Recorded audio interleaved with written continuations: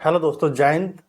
जैसे कि आपने सुना होगा कि मारकाट हुई थी। मारकाट कैसे हुई थी? 1946 से पहले आपने सुना होगा मारकाट हुई थी।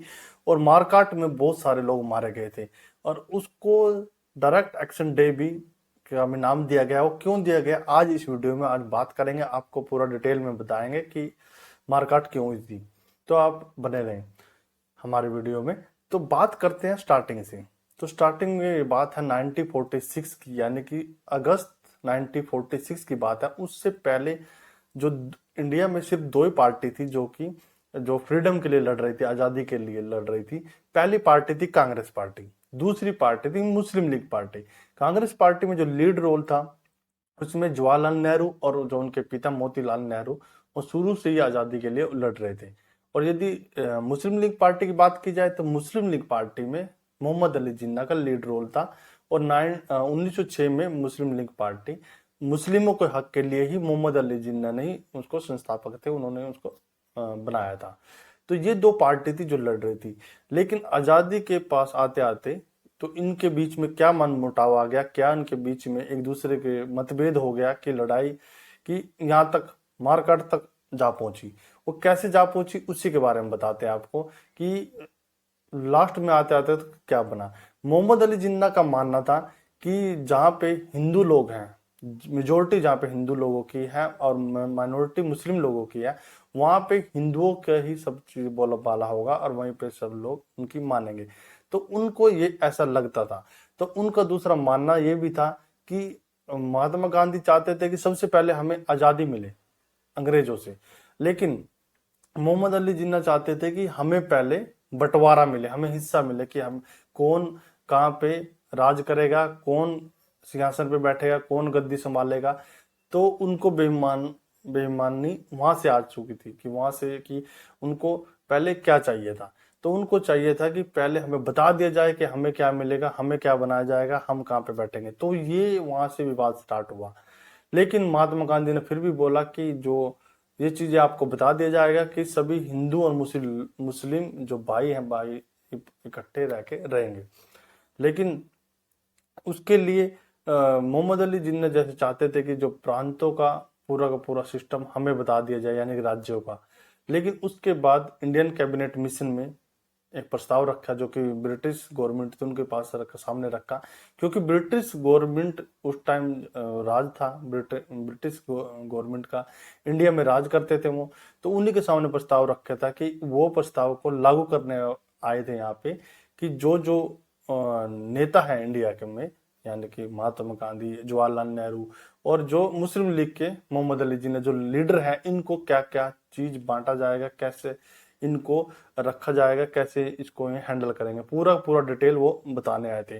तो त्रिदिवसीय त्रिस्तरीय एक योजना आई थी उस टाइम में। तो जो कि इंडियन कैबिनेट मिशन के तहत आई थी। उसमें क्या था कि जो सेंट्रल गवर्नमेंट का एक प्रस्ताव था और एक प्रांतों यानी राज्यों का था, और तीसरा था राज्यों की मॉडिफिकेशन यानी कि प्रांतों की मॉडिफिकेशन का। ऐसे भी बोल सकते हैं राज्यों की मॉडिफिकेशन का। ठीक। तो उसमें क्या था, मोहम्मद अली जिन्ना का कहना था कि जो प्रांतों का को सभी के सभी प्रांत यानी सभी के सभी राज्यों को मुस्लिम लीग को दे दिया जाए, और उनका मॉडिफिकेशन सभी राज्यों के रूल रेगुलेशन वो हैंडल करेंगे। और उसमें मॉडिफिकेशन जो होंगे रूल रेगुलेशन राज्यों के, वो भी मुस्लिम लीग को दे दिया जाए। और जो सेंटर के पास रहेगा वो इंडिया से बाहर जो भी रूल रेगुलेशन हो, जो भी काम करने हैं, उसमें सेंट्रल गवर्नमेंट उनको देखेगी। तो ये प्रस्ताव में बोला गया था। लेकिन इसके लिए जवाहरलाल नेहरू सहमत नहीं हुए, उन्होंने इसके लिए डिनाई कर दिया। और इसके लिए महात्मा गांधी भी, उन्होंने भी उनके लिए मना कर दिया। जब उन्होंने मना किया तो मोहम्मद अली जिन्ना बहुत ज्यादा गुस्सा हो गए, वो इतना ज्यादा क्रोधित हो गए कि वो मतलब बोले कुछ नहीं, लेकिन बहुत ज्यादा गुस्सा हो गए। गुस्सा होने के बाद क्या हुआ कि जो मोहम्मद अली जिन्ना थे, उन्होंने मोहम्मद अली जिन्ना थे वो गुस्सा हो गए। और गुस्सा होने के वहां से पूरा का पूरा टर्निंग पॉइंट आया। टर्निंग पॉइंट कैसे आया आपको बता देते हैं। उस टर्निंग पॉइंट के अंदर मोहम्मद अली जिन्ना ने जिद कर ली थी कि हम देश का बंटवारा करके रहेंगे। उन्होंने बोला था कि हम बंटवारा करके किसी भी हालत में रहेंगे। वो कैसे था। और दूसरी तरफ जवाहरलाल नेहरू ने अपने जो उनका घर था मुंबई में, वहां पे एक प्रेस कॉन्फ्रेंस बुलाई और प्रेस कॉन्फ्रेंस बुला के वहां पे बोला, स्पीच दिया कि उसमें कि जो प्रांतों का यानी राज्यों का जो मॉडिफिकेशन होगा वो इंडियन कैबिनेट मिशन के पास ही पूरा उनका रूल रेगुलेशन उनके पास रहेगा। जब ये बात मोहम्मद अली जिन्ना के पास पहुंची उसके बाद तो फिर वो आपक हो गए। उन्होंने बोला महात्मा गांधी को कि वो वैसे तो हम नहीं लड़ना चाहते। मोहम्मद अली जिन्ना ने बोला वैसे तो हम नहीं लड़ना चाहते, यदि आप नहीं पार्टीशन करेंगे हिंदुस्तान का, या तो पार्टीशन होगा या फिर पूरा का पूरा हिंदुस्तान डिस्ट्रॉय होगा। ये उनकी डायरेक्ट धमकी थी मोहम्मद अली जिन्ना की, जवाहरलाल नेहरू और महात्मा गांधी की। उसके बाद क्या हुआ, तो 16 अगस्त 1946 को सभी के सभी मुस्लिम लोग मोहम्मद अली जिन्ना ने बंगाल में इकट्ठा किए। और इकट्ठा करने के बाद वहां पे जो नमाज पढ़ रहे थे, नमाज पढ़ने के बाद इतने सारे लोग इकट्ठा हो गए थे। वहां पे माइनॉरिटी जो कि मुस्लिम लोगों की थी और हिंदू लोगों की कम थी। तो वहां पे जब वो इकट्ठा हुए, कोई नहीं जानता था कि क्या होने वाला। उन्होंने ये तो बोला था कि जो डायरेक्ट एक्शन होगा, डायरेक्ट एक्शन किस दिन होगा, क्या होगा, इसका मतलब कोई नहीं जानता था। इसका मतलब खुद महात्मा गांधी भी नहीं जानते थे और जवाहरलाल नेहरू भी नहीं जानते थे कि इसका मतलब क्या होगा। डायरेक्ट एक्शन का मतलब डायरेक्ट एक्शन डे यानी कि 16 अगस्त को उन्होंने पूरा प्री प्लान कर रखा था। और वहां पे वहीं से बंगाल से मारकाट स्टार्ट हुई। तो जो लोग दूर दराज थे में रहते थे जो मुस्लिम लोग, तो जो उनकी नमाज खत्म हुई उसमें स्पीच के बाद उनको अनाउंस किया गया कि वहां पे लोग इकट्ठा हो जाए, और वहां से लड़ाई दंगे स्टार्ट हो गया। उसमें बहुत सारे लोग मारे गए, बहुत सारे लड़कियों को बलात्कार हुए, बहुत सारे लड़कियों को काट दिया गया, औरतों को काट दिया गया। इतना बड़ा नरसंहार आज तक पूरे हिस्ट्री में नहीं है। इसमें 4000 लोग मारे गए और 11,000 लोग जख्मी हो गए थे और 1.5 लाख लोग बेघर हो गए थे।